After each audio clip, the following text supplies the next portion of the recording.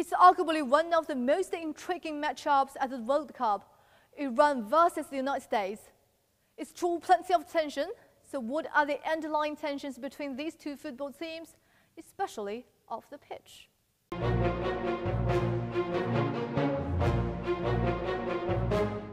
Well, tensions between Washington and Tehran have lasted for decades.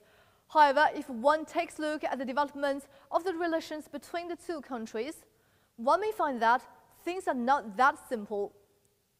Dating back to 1953, the US, in conjunction with the UK, organized a coup in Iran. They dismissed then Prime Minister Mohammad Mossadegh and replaced him with a US-friendly leader, Shah Mohammad Khazi Pahlavi. The move was aimed at defending British oil interests in Iran, as Mossadegh planned to nationalize the country's oil industry in order to sever Western control. Over the next 26 years, Washington sent various forms of aid to Tehran, including nuclear-related materials and equipment. However, during this period, the splits between the Shah and the Iranian people was growing deeper.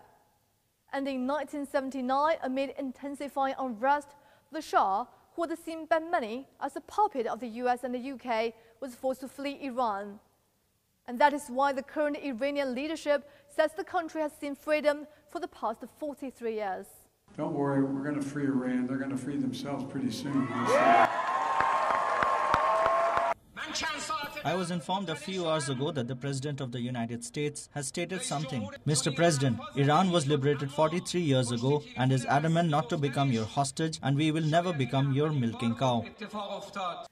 Power then fell into the hands of Ayatollah Khomeini, who ultimately built the Islamic Republic of Iran as we know today.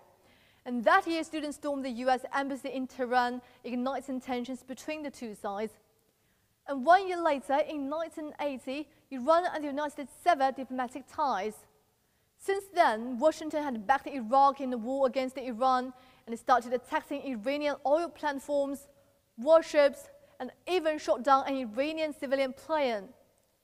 In the year 1995, the US President Bill Clinton imposed far-reaching sanctions against the country. Those included a complete oil and trade embargo on Iran. And in 2008, the International Atomic Energy Agency released a report saying Iran's uranium enrichment was a serious concern. 1 year later, the Obama administration announced to hold talks with Iran and the United Nations 5 permanent members. The talks eventually led to the Iran nuclear deal, also known as the JCPOA, and the Trump administration then withdrew from the JCPOA in 2018 and implemented a maximum pressure campaign in an attempt to force Iran to negotiate a new deal. America having left the JCPOA, and we have a year and a half of negotiations with the current American government to return, for her to return to the fulfillment of her commitments. And while today they speak of observing their commitments to this deal, they keep repeating the same old stories of the past, which puts a great deal of doubt on her true commitment to return to this agreement. The Biden administration says it's willing to rejoin the JCPOA. However, when Tehran asked them to provide assurance that the US will not leave the deal again, Washington refused to give a legally enforceable guarantee. Thus, it seems that nuclear talks between the two sides remain a stalemate.